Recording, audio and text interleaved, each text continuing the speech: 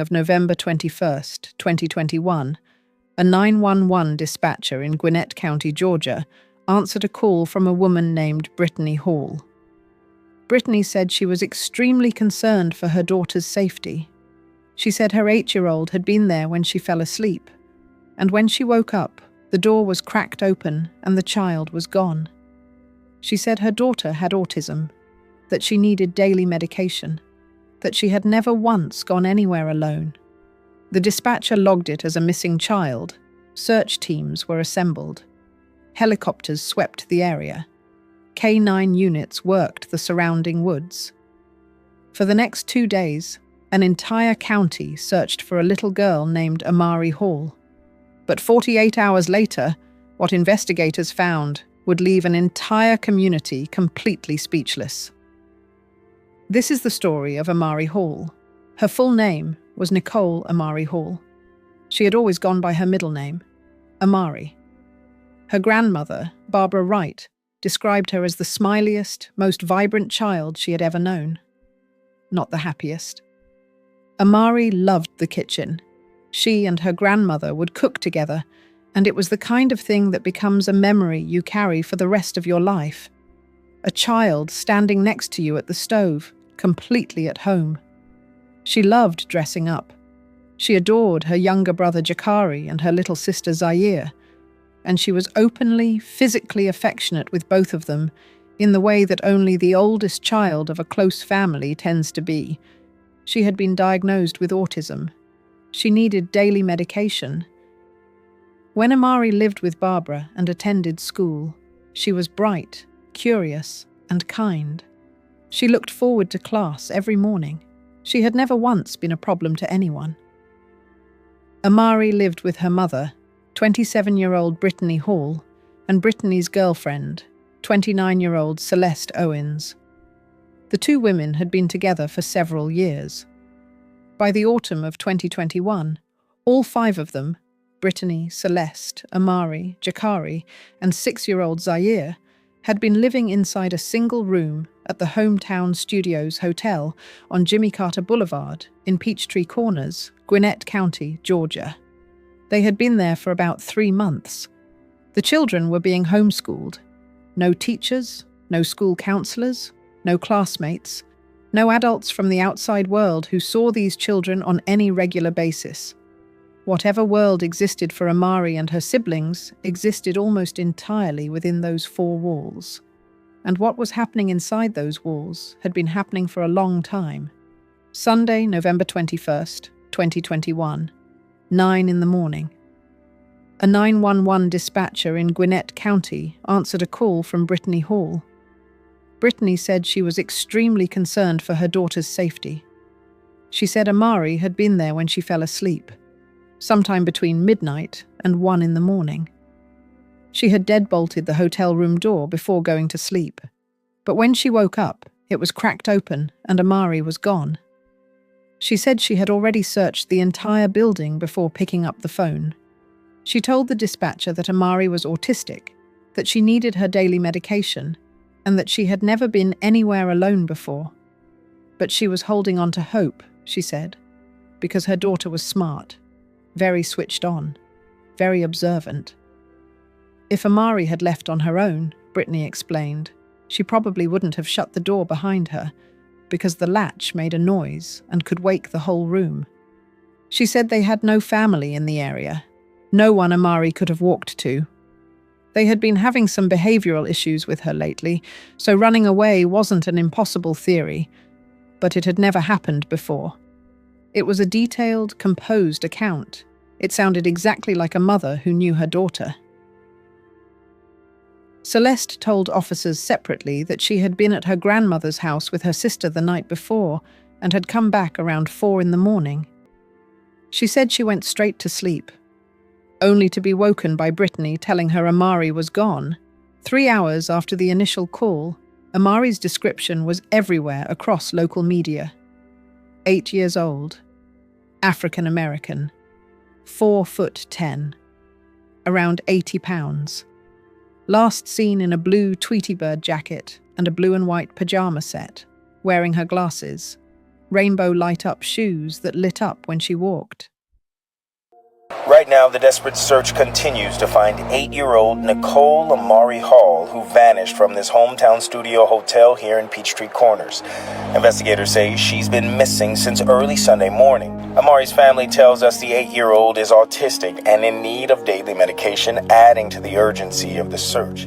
I woke up yesterday morning, my daughter wasn't here. The doors cracked. I went outside. I went to go around the whole place. I went twice. Gwinnett County Police launched a full-scale search.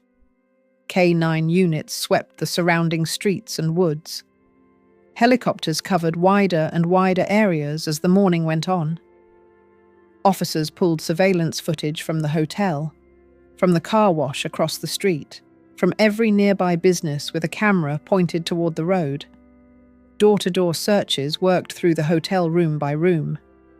By 4:30 that afternoon, with no significant leads and temperatures beginning to fall, police told the media they still saw no signs of foul play. A spokesperson told reporters outside, "Officers are just patrolling the area, searching the woods, searching different businesses, trying to figure out where she could have gone. Wherever she is, I trust that the public, alongside the police department and our resources, we can locate her and try and give the family some answers." As night came and the temperature dropped below freezing, the search slowed to a pause. It would resume at first light. John. Gwinnett County Police have suspended their search for Amari until daybreak, although the investigation into her disappearance continues. Gwinnett County Police conducting a grid search of these woods between the hotel where Amari lives with her mother and Peachtree Industrial Boulevard. We are working every lead and we are looking at every angle. Gwinnett County Police Sergeant Jennifer Richter says the mother and Amari moved to the hotel a couple of months ago and have no relatives living nearby. Among the searchers, volunteers from Alpha Team K-9 Search and Rescue. Amari wears eyeglasses and may be wearing rainbow light-up shoes. Gwinnett County Police are saying that it is more urgent by the hour that someone find her soon, and they're hoping, everyone involved in this investigation is hoping that someone will spot her soon and call 911. All right, John, hoping for a safe, quick recovery. Thank you so much. And quietly, inside the investigation, something was already shifting. Detectives reviewing the hotel surveillance footage noticed something early. Not one camera, not at the hotel, not at the car wash across the street, not at any surrounding business, had captured Brittany walking around the building searching for her daughter. She had told the dispatcher she searched the whole place before calling for help. Not a single frame of footage supported that. More than that, nothing had captured Amari leaving. Not through the door, not through a window, not with anyone. She had simply not left that room the way Brittany was describing. Within 24 hours, a homicide team was brought in. The search for a missing child was becoming something else. When detectives brought Brittany and Celeste in for questioning, another pattern emerged immediately. A detective later testified that when the two women were in the same room, as one spoke, the other would adjust her own story to match, in real time, their accounts echoing each other almost word for word.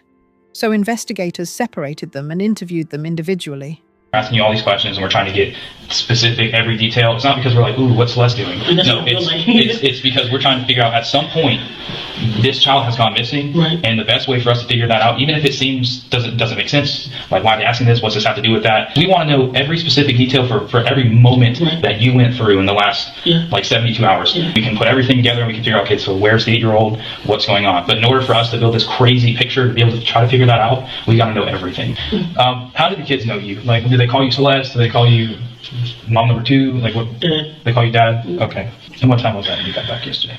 I was around, I want to say, because I came back before she went to the store, and when she came back, I left. And then I got back around, I want to say 4-ish, close to 5-ish, I'm not sure. So when you got back from grandma's house, you said that was 4 or 5 p.m.?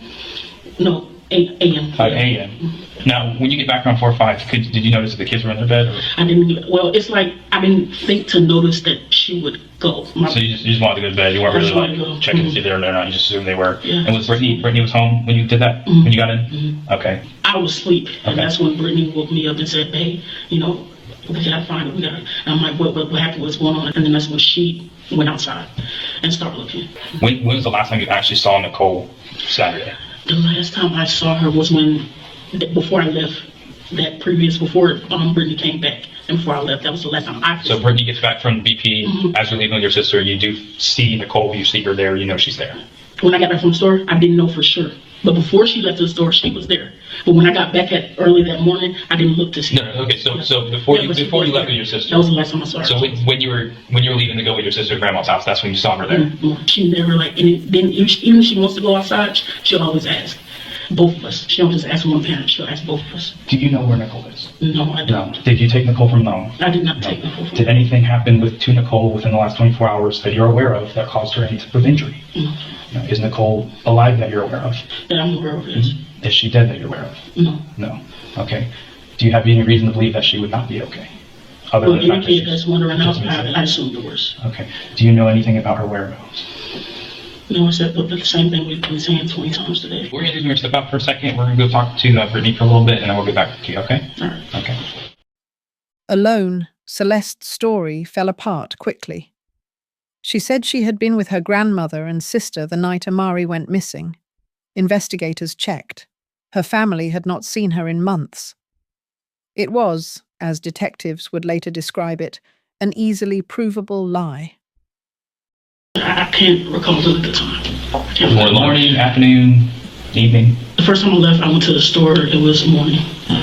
Went to the store that day, and then came back, and then left again, and then helped my sister out, and then came back that morning before she went. Now, when you left again to help your sister out, what time was that? Left again before. I couldn't really even tell you. After before dinner, nighttime day. I mean, the sun goes down at 5 o'clock. Before that, it had to be nighttime. Daylight wasn't there. So when you went to go help your sister, it was already nighttime. Going on night. Going on night. So after 5 o'clock. Okay. I mean, you talking about Friday? No, we're still on Saturday. Still on Saturday. So we left. So Saturday morning, I came back. Sorry, I'm just. Okay, so let's just. Sorry, just breathe. Okay, so you hang out with Brittany all morning on Sunday.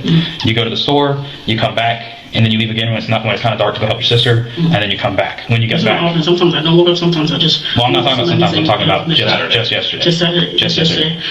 Came back around. Let me give you the specific time.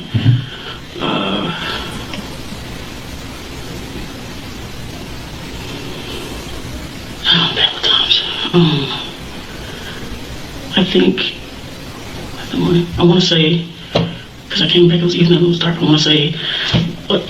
2 o'clock because I was in, they came back. Like 2 a.m.? Came back, yeah, 2 p.m. 2 p.m.? Because Saturday, sorry. Okay, so let's start over. Meanwhile, Amari's younger sister Zaire, 6 years old, her small body covered in bruises, was also being gently spoken to by investigators. She said that 2 days before Brittany ever called 911, Celeste had told her that Amari had been taken to the Bad Kids Hospital. She said she had seen Celeste take her sister. She said Amari was not coming back. Is there any reason why Zaire would say Dad took her sister to the Bad Girl Hospital? To the Bad Girl Hospital? Oh, she's saying that because when Maury would act out, I say, Maury, listen, if you can't listen to us, you're going to go, can't say defects, can't say none of that stuff. I say, Maury, if you can't play with your sisters or you can't negotiate, you're going to go to this place. And normally when we say that, Maury will act right for at least 3 hours. Why would Zaire say that she saw you take Nicole last night? She saw me take, she didn't. Why would she say that you took her last night and that she's not coming back? I didn't take her last night. I don't know why she would say that. Okay, we've got a missing 8-year-old. If a 6-year-old says, hey, Mom's girlfriend took her, and I just brushed that off, then I'm not doing a good job, okay? No, sir. I wouldn't purposely take her out, then call you to say she's missing. Okay, and like I just said, it's nothing against you, nothing that I have against you or anything. Right. We've got your phone, we've got your girlfriend's phone, we're getting into those phones. Whether you guys like it or not, we're getting search warrants, we're going through them, we're going to check location data, we're going to check text messages, whether they're deleted or not, we're going to check phone call records, we're checking camera systems for vehicles, vehicle tags, locations. We're going to talk to every single person you guys have even thought about talking to in the past 5-6 days. Okay, so to go through your phone, you want us to just get a search warrant then? You mind if we just look through it real quick? It'd be way faster. You have to have probable cause for a search warrant. I'm not a probable cause. I'd rather have a... And then investigators got into Celeste's phone. What they found had been deleted, but deletion is not the same as gone. Dozens of videos recovered and reviewed. Both women, that hotel room, the children. What those videos showed was not ambiguous in any way. A police officer who later watched the footage on the stand had to look away from the screen while describing it to the jury. But there was something else on that phone too. Search history. Searched and then deleted. What to do when a child doesn't listen. Lakes near me. How do sewers on the street work? Why do kids run away? How to report someone missing? And a U-Haul reservation. Investigators pulled the rental company's surveillance footage. On Friday, November 19th, 2 days before Brittany called 911, cameras had recorded Celeste Owens at the counter of A1 Mini Storage, walking out with the keys to a small moving truck. From there, she drove to a dollar store and purchased latex gloves, bleach, and drinks. She returned the van to the rental company at 7:30 that evening. By 8 o'clock, she was standing outside the hotel, waiting for an Uber. The van had been driven approximately 27 miles. Investigators measured the distance from the hotel to a wooded area near Stone Mountain Freeway in DeKalb County. 27 miles. Exactly.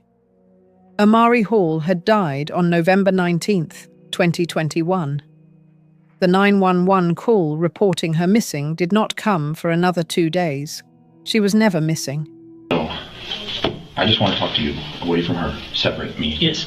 All I'm saying is, just to clear things, I am discombobulated. I cannot give you exact times. If you feel like I went at the BP that time, run the camera back to the BP where you saw me with this hat. You don't approach people like that to try to get something out of someone because you think so. Then why would a little girl this? Why would a little girl? I'm telling you everything that's going on. And then when we come for help, you don't really get help. That's why a lot of people do things and just don't call the cops and handle it their own way because it can flip, just like what it did today, like my dad always told me.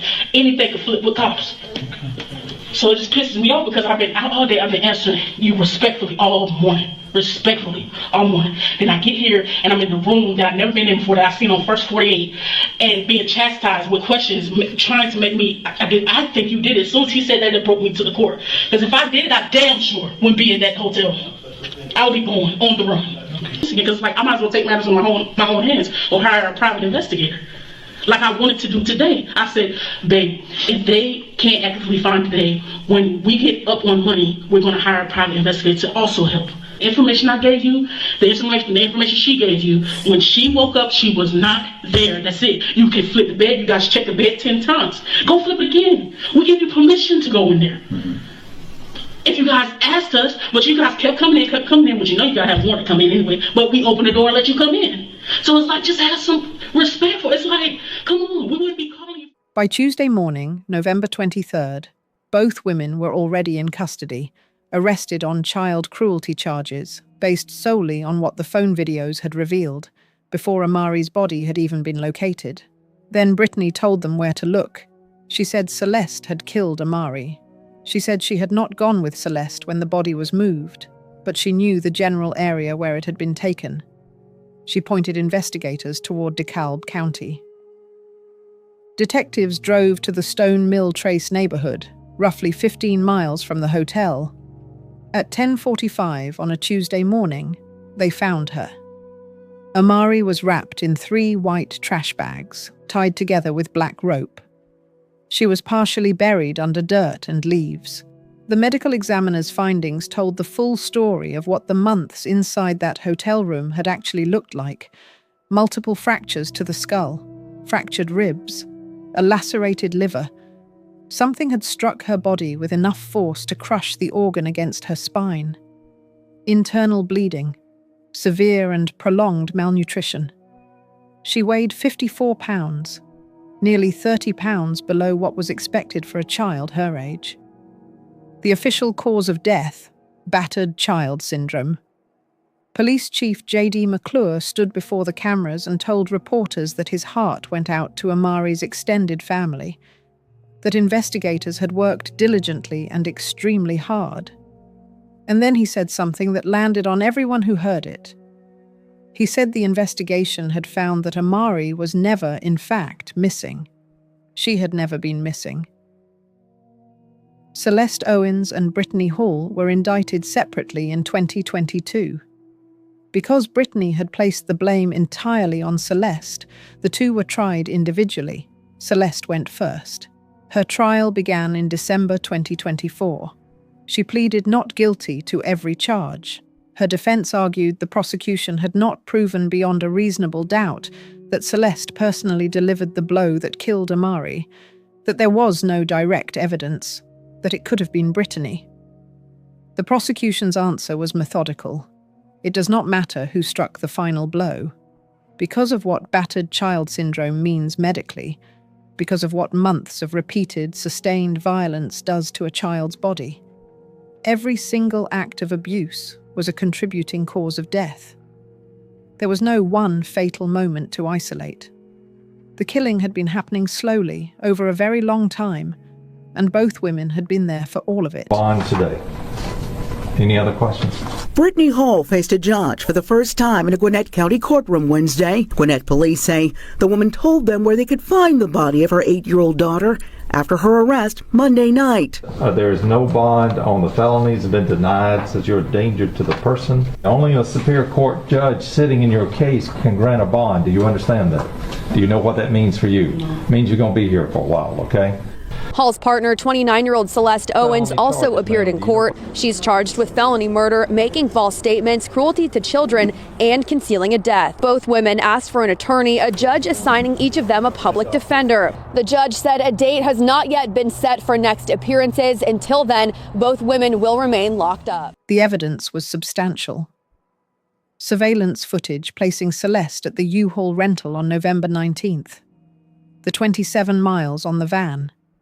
Receipts for bleach and latex gloves, the recovered phone searches, the videos, the medical examiner, Barbara Wright, who told the court she had no idea any of this had been happening, that the child with behavioral problems Brittany had described to police was not the Amari she had known and raised. And then there was Zaire. She was 9 years old when she took the stand, testifying via video link. She was composed, steady. She described the last night her sister was alive, their mother placing toilet paper in Amari's mouth, and the next morning, Amari not waking up. She described watching as her sister's body was placed inside a container with a lid, loaded into the trunk of a car, and driven away to the Bad Kids Hospital. Had toilet paper in her mouth, and the next morning she wouldn't wake up. Emotional testimony Wednesday from Amari Hall's now 9-year-old little sister. Whitney tried to wake her up, and then after that, she got put in a container with a lid on it, and got put in the trunk of a car and drove to The jury deliberated for less than 2 hours. Hold people accountable for the roles that they play in each of the crimes. And she is responsible for the role that she played. They did this together. Their method was together. So it doesn't matter who delivered the fatal blow. Because, ladies and gentlemen, there was not one fatal blow. Every single blow was fatal to Amari. Every single one. You saw that. You heard Dr. Down say that. So remember, because of the battered child syndrome that he explained, that we'll talk about again a little later, every single blow mattered. It doesn't matter. Just like it doesn't matter who pulled the trigger, it doesn't matter who delivered the fatal blow. It could be Brittany, it could be Celeste. It makes no difference. They are both guilty. And today is her day. Celeste Owens was convicted on all counts. Malice murder, 3 counts of felony murder, aggravated battery, aggravated assault, 11 counts of cruelty to children, concealing a death, making false statements. Judge Angela Duncan sentenced her to life without the possibility of parole, plus 235 consecutive years. At sentencing, she spoke directly to Owens. "This is by far the most heinous evil I have seen in my entire career. It is something I will never understand, nor will I ever forget. You will never see the light of day to perpetrate this type of behavior, cruelty, and evilness upon another person." Celeste Owens sat completely still. She said nothing. Hereby sentence you as follows. The count 1, malice murder. You are hereby sentenced to life without the possibility of parole. Count 7 merges with count 3.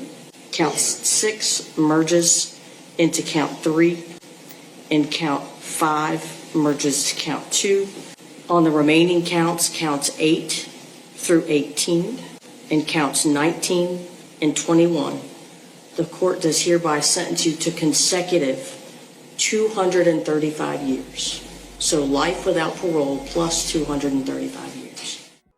In September 2025, Brittany Hall accepted a plea deal. She pleaded guilty to felony murder, 11 counts of cruelty to children, concealing a death, and making false statements. She was sentenced to life in prison.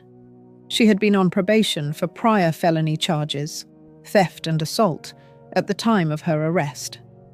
Georgia's Division of Family and Children Services had made contact with this family 3 separate times before Amari died.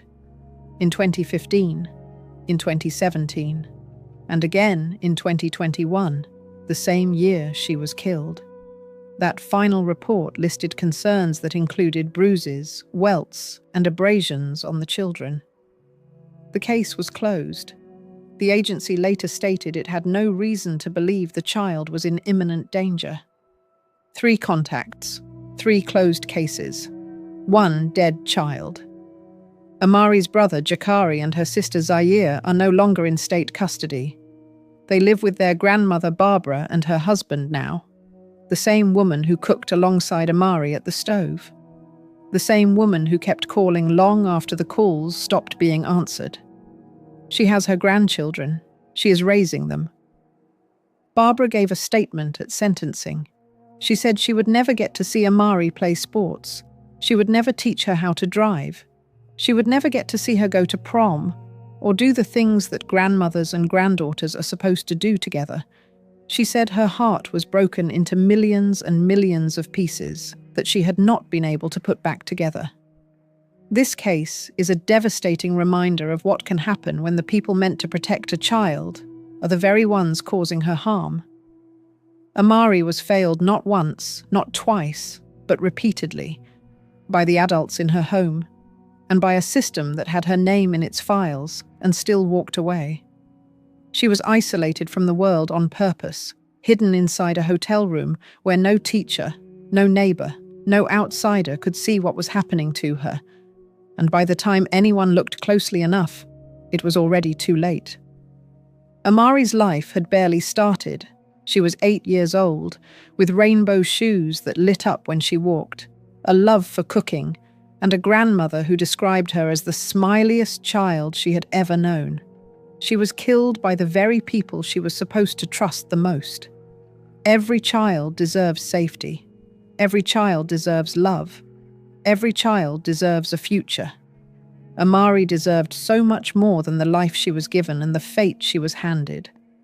Thank you for watching. Make sure you subscribe and turn on your notification bell so you won't miss our next case.